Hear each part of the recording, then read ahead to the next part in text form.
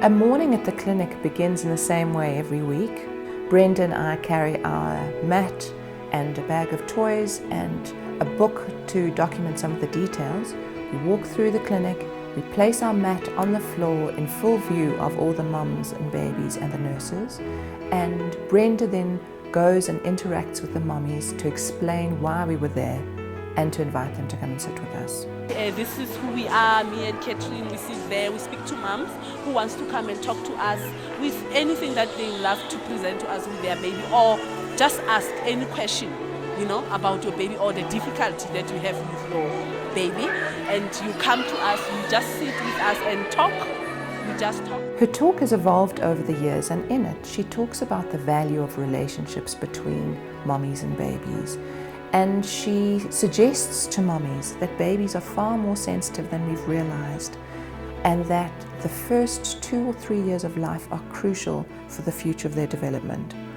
Brenda then asks from the mums how they communicate with their babies, or what skills a baby at certain ages has to be able to communicate.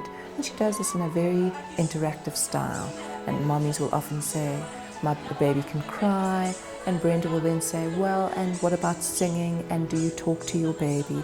And there's quite a lot of to and fro in many languages.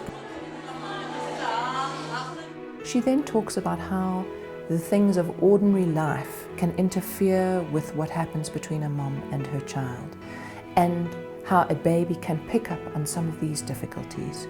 She then says that we are from Ububele and have as our focus the relationship between mums and babies and strengthening that relationship, and she invites mums to come and sit with us should they choose to.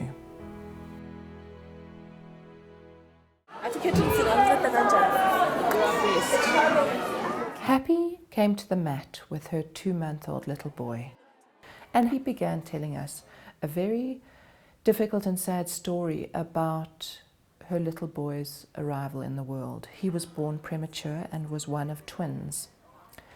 He was born at 7 months gestation, and the 2 little boys were put into neonatal ICU at Edenvale Hospital. She then told us that one of the little boys had died. Brenda and I empathized with her loss, and it felt important to be able to mark the passing of her child, knowing that for a mother this is a terrible thing to have to deal with, and I didn't want to pass over it very quickly. I felt like it was needed that we name the little boy that she had lost and really acknowledge her feelings. Happy then told us that the reason why she wanted to speak with us was that she had heard that twins pose a kind of health risk, that they are not ordinary in a sense, and she wanted to know what we knew about that.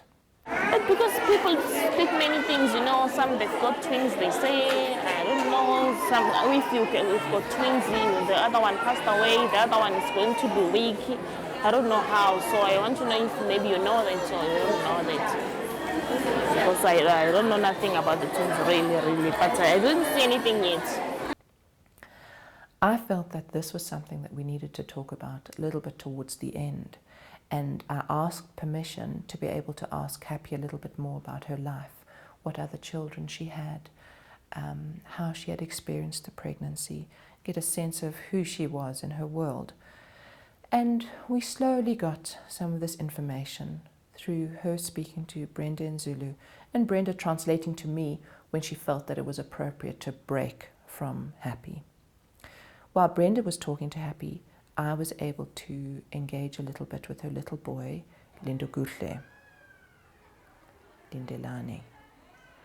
It's interesting that I even make that slip, because the twin that she lost was called Lindelani, and the little boy that was left was called Lindelani. And I spoke to him. He was sleepy but still awake. And I spoke to him a little bit about the difficulties that his mom was having and how she'd had such a hard time in the time since he'd been born. And I spoke to him about his experience of losing his brother. Interestingly, Happy perked up and drew her attention to me at that point. And Brenda and I spoke to her a little bit about what she thought Lindelani's experience of losing his brother was. And she wasn't really able to acknowledge that he felt much. And we challenged that by talking about Lindelani's experience of being in utero with his baby brother, and that towards the end it must have been quite compacted within her belly, and that in his body he probably has a sense of him, and that perhaps he is also mourning the loss of someone that he had known since he had any capacity to know. I think this resonated with her because she was able to look to him and make some contact with him. She made some gentle acknowledgements of him and his experience, and she was quite emotional. Happy started speaking about some of the rituals that she felt needed to be followed in burying her dead twin. Some of them sounded quite curious to me and Brenda. She explained that she was a Zulu woman and that within her culture there were a whole lot of processes that have been and that still have to be followed in terms of burying her dead child and in terms of separating almost her alive child from the dead child. For example, there was a ritual about washing her alive little boy in the grave of the child that she had lost, and of placing her live child in the coffin of the dead child and then bringing him out, almost as if symbolizing that he was close to death and is now being brought out. I wasn't too clear about the rituals and the meaning that she had made of them for herself. What did feel clear to me, though, was the importance for me and Brenda to support what she felt was necessary in her role as the mother of Lindelani, within her Zulu background, within her family, within her culture. And what also felt important was that there were some rituals that she felt she had not yet done that felt important for her to do in order to process something in the losing of her child. While we were exploring what support structures were available to Happy, we learned that she had lost her mom to HIV. She had tested this at the same time as her mom and had learned that she was positive as well. Her CD4 count was particularly low, and so she had gone on to treatment. This was a couple of years ago. I was so aware of what Happy had on her plate. She had 2 other children. This was her 3rd pregnancy. She had lost little Lindelani. Lindelani, she was anxious about being able to keep alive, questioning whether she had infected him with HIV. In addition to all of the stigma within her family, within her culture about twins and the rituals that needed to be followed, it really felt like this was someone who was in need of, I suppose, speaking with us, and that I wanted to make sure we followed up on. When he's hungry, I just check him like this. When I say,